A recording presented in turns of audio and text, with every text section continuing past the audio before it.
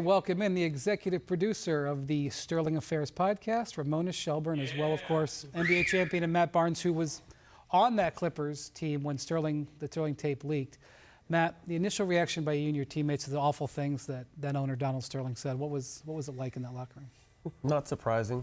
I think Ramona touched on it. I've never personally had problems with him, but you hear the horror stories of the past, and me personally, dealing with so much racism throughout my career, I didn't think it was a very big deal. But obviously I knew when it hit the media and the rest of the world, racism is something that's not tolerated, for the most part, and especially from an owner.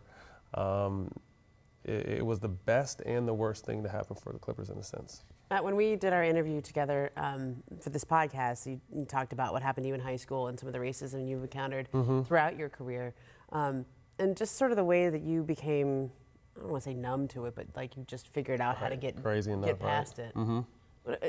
For people who haven't heard that story, what happened to you in high school? There were some racial slurs thrown at my sister one day, my senior year of high school, and a kid spit on her and called her the N-word. I found the kid, ended up, doing what a big brother does to protect his little sister. I got suspended for like a week, and then midweek, my high school was vandalized by the KKK, burned down a bathroom, hung nooses, dyed barns with swastikas everywhere and the N-word everywhere, and made national headlines. The NAACP came out to Sacramento and helped give us some support. So I've seen the worst of it. So, him speaking and with that language, to me, he's not the only owner that thinks that way. He's just the only one, dumb enough to get caught on audio talking like that. So to me, it wasn't a big deal. But like I said, I'm glad that, Silver reacted the way he is to kind of set a tone that it's not something that should be in our game, even though I'm numb to it.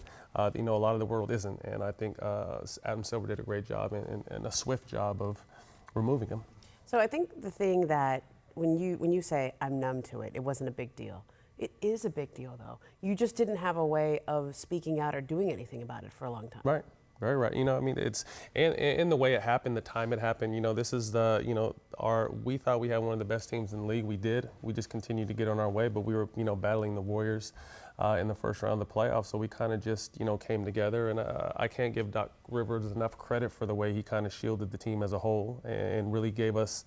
Let's focus on what we have to do. Let me deal with all that outside media. But, he said, whatever we do, let's do it as a team. And we came up with a few ideas we thought were fitting and decided to play and ended up beating the Warriors. We were the last team to really beat the Warriors before that dynasty started. So, the team got sold. But, Matt, how long did Donald Sterling's sort of stench loom over the Clippers after the sale? To be honest with you, it wasn't much. We came home to tremendous support. The fans were amazing our first game back at Staples Center. And, for the majority of our team to be African American, it was just like, okay, this is the real world. We realized the world we're in. And, we were never playing for him to begin with. We were playing for ourselves and our family and the people in the locker room. So it was never really about him to begin with. So, it didn't loom long. This podcast has a lot of stuff in it. It's there's some very heavy topics, as we've talked about the last 2 days.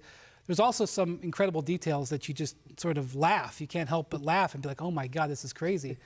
And one of them was, you described in the podcast, was how used to the players were around the Clippers of Donald bringing women around who were not his wife. God. That was just, it didn't even affect you guys because it was so. No, it was just one that bothered all of us. It was the main one, the one, the whistleblower. She just thought she ran everything, and then listening to the podcast and how she thought she was going to own the team just makes me dislike her even more, if that's possible.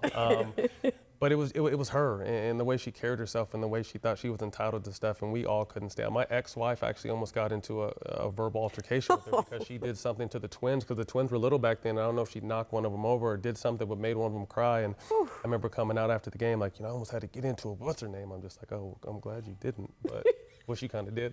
I would have been on reality TV. Right, that would have been funny. So. So it just kind of is what it is. Like I said, our focus was never him or anything, the circus around him. Our focus was trying to win. Thanks for watching ESPN on YouTube. For highlights and analysis, check out the ESPN app. And for live streaming and premium content, check out ESPN+.